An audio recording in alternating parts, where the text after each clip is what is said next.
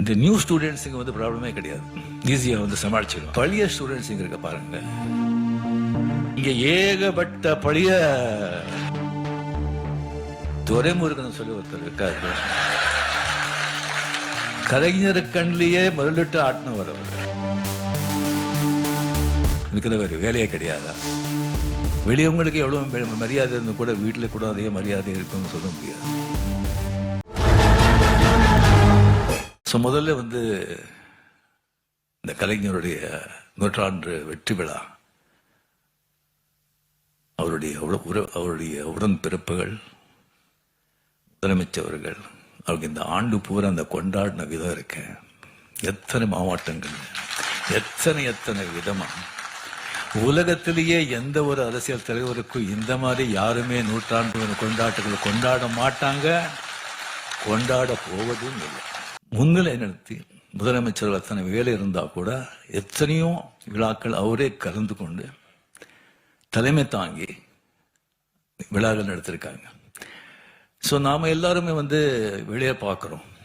So வெளியே வந்து நல்லவங்க எல்லாம் வீட்லேயும் நல்லவங்களா இருக்கணும்னு சொல்ல முடியாது. வெளியவங்களுக்கு எவ்வளோ மரியாதை இருந்து கூட வீட்டில் கூட அதே மரியாதை இருக்குன்னு சொல்ல முடியாது. ஸோ அவர் கூடவே பிறந்ததில் இருந்து வளர்ந்து இருக்கும்போது 24 hours எந்தெந்த தருணத்தில் எந்தெந்த இதில் முக ஸ்டாலின் அவர்கள் அவர் அப்பாவை பார்த்துருப்பாங்க. எவ்வளோ வேதனைகள், எவ்வளோ கஷ்டங்கள் என்ன இருந்து கூட பொது வாழ்க்கையில் காட்ட முடியாது. எல்லாரும் மனிதன் தானே, அது வீட்டில் தான் காட்ட முடியும். அது வீட்டில் வந்து அது எப்படி சமாளிச்சிருப்பாரு. மற்றவங்க வந்து இவர் வந்து கஷ்டப்பட்டா கூட மற்றவங்க கஷ்டப்படும் போது அவர் எல்லாம் அவர் எப்படி வந்து தட்டி கொடுத்துருப்பாங்க. ஒரு தலைவனா வந்து சமுதாயத்தில் அவங்களுடைய உறுப்பினர்களுக்கு மட்டும் இல்லை, உடன்பிறப்புகளுக்கு மட்டும் இல்லை, வீட்டில் கூட ஒரு அந்த மாதிரி ஒரு தலைவனா இருந்தாதான் அவருக்கு வந்து ஒரு பாசம், பக்தின்னு சொல்லலாம். நம்ம படையப்பா பிரிவுக்கு வந்து போட்டிருந்தோம் அந்த தெய்வஸ்ரீ தேவி படத்தில். ஸோ பின்னாடி வந்து மீன் 34 சார், மீன் கலைஞர் சார், இவருக்கு சிங்க அவ்வளோதான் வந்து சிங்களாக உட்காந்துருந்தாங்க. நான் வந்து ஸ்டாலின் சார் எங்கே பார்த்தோம் சொன்னால் முன்னாலே வந்து ஒரு முன்னாலே போய் உட்காந்துருக்காங்க. ஸ்டாலின் சார் இங்கே வாங்க சொன்னோம், ஐயோ இல்லை அப்படின்னு. அவ்வளோ ஒரு மரியாதை, ஒரு ரெஸ்பெக்ட். அண்ட் இப்போ அவர் வந்து முதலமைச்சர் பதவி வகித்த பிறகு ஸோ இதை வந்து நான் வந்து இப்போ இங்கே விழா போகிறதுக்கு முதல்ல வந்து என்ன பேசணும் அப்படின்னு சொல்கிறத விட எதையோ பேசக்கூடாது அப்படின்னு சொல்லி லிஸ்ட் போட்டு எடுத்தேன். ஏவவேலு அவர்கள் முதலே சொன்னாங்க, இது வந்து அரசியலே கிடையாதுங்க, அரசியல் பற்ற சம்பந்தமே கிடையாது, நீங்கள் வந்து இது மாதிரி கூப்பிட்டுருக்கோம், நீங்கள் இது பண்ணணும் அப்படின்னு சொன்னாங்க. ஸோ கலைஞர் சார் அப்படின்னு சொல்லி வரும்போது கம்ப்ளீட்டாக சினிமா, இலக்கியம், அரசியல், இந்த 3 தான். எனக்கு சினிமா பற்றி அவரை பற்றி தெரியும், அதை பற்றி நான் நிறைய பேசியிருக்கேன். இலக்கியத்தை பற்றி அவருக்கு எனக்கு சரியாக வந்து அவ்வளோ தெரியல. அவருடைய இலக்கியங்கள், அவருடைய கவிதைகள், அவருடைய கதைகள் ஜாஸ்தி நான் படித்ததில்லை. வேறு ஒரு அரசியல் தான். அது அவங்க பேசினா வந்து ரொம்ப ஜாகிரதையாக பேசணும். இங்கே வந்து நம்ம மதிப்புக்குரிய நண்பர் ஸ்டாலின் சார் அவர்கள் முதலமைச்சரான பிறகு அவர் சந்தித்த எல்லா தேர்தல்களையும், பார்லிமெண்ட் தேர்தல் உட்பட மிகப்பெரிய வெற்றி அடைஞ்சதுக்கு அதே வந்து சொல்லும் அவருடைய ஆளுமை, அவருடைய உழைப்பு, அவருடைய அந்த அரசியல் ஞானம், அதே வந்து அவர்கிட்ட சொல்லும். அவர் ரியலி நீங்கள் வந்து எவ்வளவோ நீங்கள் பார்த்துருப்பீங்க. ஒரு கழக ஒரு பார்ட்டி ஸ்தாபனர் ஆகட்டும், அவர் தலைவராகட்டும், அவர் வந்து மறைஞ்ச பிறகு அதுக்கப்புறம் வர்ற ஒரு சந்தேகம் வந்து அது கட்டி காக்கிறதுக்கு எவ்வளோ கஷ்டப்படுறாங்க, எத்தனை பேர் ஃபெயில் ஆயிருக்காங்க, எவ்வளோ திண்டாடிட்டு இருக்காங்கன்னு சொல்லி பக்கத்து மார்க்கள் நடக்கிறதெல்லாம் நீங்கள் எல்லாம் கேள்விப்பட்டிருப்பீங்க, பார்த்துட்டு இருப்பீங்க. அது எவ்வளோ சர்வ சாதாரணமாக அவர் செஞ்சு போயிட்டுருக்காரு. அதுக்கு மேலே எனக்கு வந்து ரொம்ப ஆச்சரியமான விஷயம், நான் பிரமிப்பு போகிறது அப்படின்னு சொன்னால், எப்போவுமே வந்துட்டு இந்த ஸ்கூல் டீச்சர் வரும்போது ஸ்கூல் டீச்சருக்கு இந்த நியூ ஸ்டூடெண்ட்ஸுக்கு வந்து ப்ராப்ளமே கிடையாது. ஈஸியாக வந்து சமாளிச்சிடுவாங்க. இந்த பழைய ஸ்டூடெண்ட்ஸ் இருக்க பாருங்க, அவங்கள சமாளிக்கிறது சாதாரண விஷயம் இல்லை. இங்க ஏகப்பட்ட பழைய ஸ்டூடெண்ட்ஸ், நான் அங்க பார்த்து சொல்றேன், ஏகப்பட்ட பழைய ஸ்டூடெண்ட்ஸ். அது சாதாரணமான பழைய ஸ்டூடெண்ட்ஸ் இல்லை.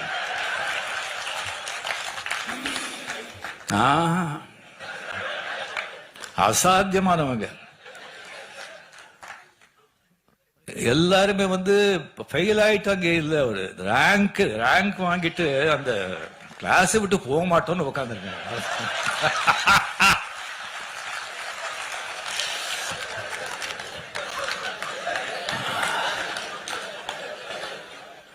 கலைஞரோட வந்து தம்பி சின்ன வயசுல இருந்தெல்லாம் பார்த்து இதுக்கு இருக்கிறவங்க வந்து அவங்களெல்லாம் சமாளிக்கிறது சாதாரண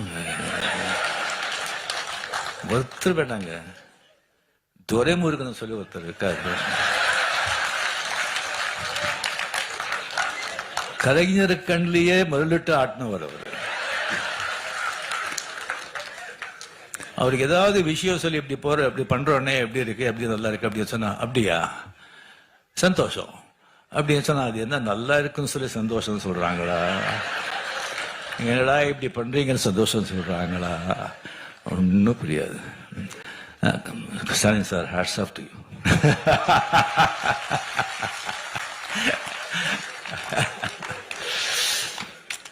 ஸோ இந்த புத்தகத்தை, இந்த அருமையான ஒரு புத்தகத்தை வந்து அவர் வந்து வெளியிடுறது வந்து மிக மிக சந்தோஷம். அது வந்து அவர் கையால் வந்து இந்த அருமையான புத்தகத்தை நான் வந்து வாங்குறதுல நான் பெருமைப்படுறேன். இந்த விழாவின் உண்மையான நாயகர் ஏவா வேலு அவர்கள். எனக்கு வந்து அவ்வளோ ஜாஸ்தி அவரை பற்றி வந்து தெரியாதுங்க. எனக்கு வந்து பிகாஸ் அந்த கலைஞர் கூட ஜாஸ்தி ரொம்ப பழக்கம் இருக்கிறதுனால எனக்கு வந்து மதிப்புரிய வீராசாமி அவர்கள், துரைமுருகன் அவர்கள், டிஆர் பாலு அவர்கள், முரசலிமான் அவர்கள், அந்த மாதிரி நான் பழகி மற்றவங்க கிட்ட வந்து அவ்வளோ வந்து அவ்வளோ பழக்கம் இல்லை, அவ்வளோ எனக்கு வந்து தெரியல. ஸோ விவரமாக ஜஸ்டிங் தெரியல. அதுக்கு வந்து எப்போ வந்து திருவண்ணாமலையில் வந்துட்டு நம்ம வந்து லால் சலாம் அந்த ஷூட்டிங் இருக்க வந்து ஒரு 3 வாட்டி அங்கே நாங்கள் போயிருந்தேன்.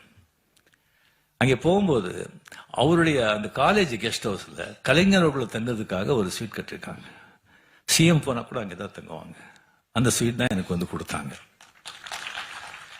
அங்கே கொடுத்து எனக்கு வந்து எப்படி பார்த்துக்கிட்டாங்கன்னு சொன்னால், ஒரு சொந்த பிள்ளை அந்த மாதிரி ஒரு அன்பா அவருடைய பையனையும் அங்கே வச்சுட்டு கம்ப்ளீட் அந்த காலேஜில் எப்படி இருக்குன்னு சொன்னா, மை காட், நீங்க யாரும் பார்க்கணும். அவ்வளோ வந்து ஒரு கிளீன், நீட், ஒரு கம்ப்ளீட்டா ஒரு டிசிப்ளின்.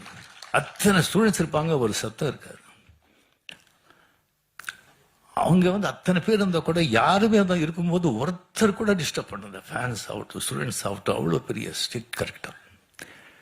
அங்கே ஒரு சமையல்காரர் இருக்காரு, ஒரு மீன் குழம்பு பண்ணாரு. வாழ்க்கையில அந்த மாதிரி சாப்பிட்டதே கிடையாது. இது ஐயா சாப்பிட்றாரு சொன்னா இல்லைங்க, அவர் சாப்பிட மாட்டாரு. அவர் வந்து அவர் சாப்பாடு நீங்க பார்த்தா கடும் ஏழையை விட மோசமா சாப்பிட்றாரு. இல்லை, அதனாலதான் உடம்பு நல்லா இருக்கு. ஸோ அந்த மாதிரி அவரை வந்து பார்த்துக்கிட்டு அவர் வந்து 2 வாட்டி கிட்ட வந்து பார்த்து சிஎம் எல்லாம் வந்து தலைவர் கேட்டுட்டே இருக்காங்க, எப்படி நிசா நல்லா இருக்காரா, கரெக்டாக பார்த்துக்கிறாங்களா அப்படின்னு கேட்டுட்டு இருக்காங்க. எல்லாம் சரியா இருக்கா, என்னங்க இதை விட என்ன வேணும் அப்படின்னு சொல்லி அவருக்கு வந்து ஒரு கைமாறா நான் வந்து என்ன பண்றது அப்படின்னு சொல்லி ஒண்ணுமே எனக்கு புரியல. நல்ல வேளை அவர் வந்து உங்களை பார்க்கணும் அப்படின்னு சொல்லி வந்தாங்க. நான் ஏதோ ஒரு கல்யாணத்துக்கோ சம்திங் எதோ இருக்கும் சொல்லி வரும்போது இந்த புத்தகத்தை பற்றி சொன்னாங்க. இல்லைன்னா டெஃபினெட்லி நான் வந்து கொஞ்சம் விழான்னு சொன்னால் கொஞ்சம் நான் அவாய்ட் பண்ணுவேன். இது மாதிரி சொன்னாங்க. இந்த புத்தகத்தை வந்து நான் வந்து எழுதியிருக்கேன்.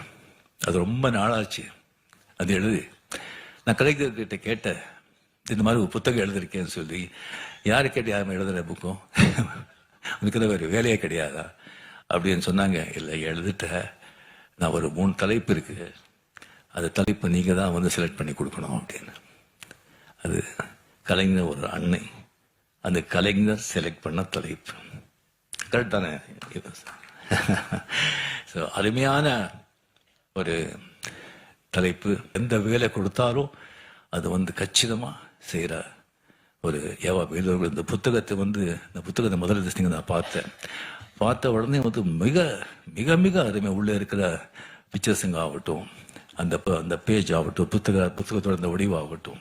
அட் த சேம் டைம் இப்போ இந்த ஸ்ரீராம் சொன்ன மாதிரி, அடிகால் சொன்ன மாதிரி, அது குரல், அது கலைஞர்களுக்கும் அந்த குரல், திருக்குறள் எவ்வளோ பிடிக்கும் அப்படிங்கிறது எல்லாருக்குமே தெரிஞ்சது.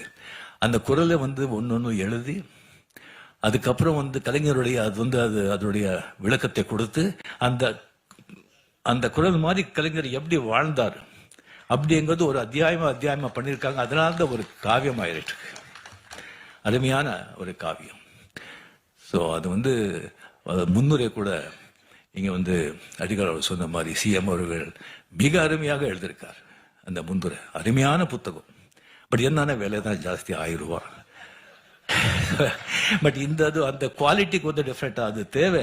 பட் எல்லாரும் அது படிக்கணும். நெக்ஸ்ட் பண்றது எல்லாம் கொஞ்சம் கம்மி விலை பண்ணா எல்லாரும் நிச்சயமா அது படிக்கணும்னு சொல்லிட்டு நான் இது பண்ணிக்கிறேன்.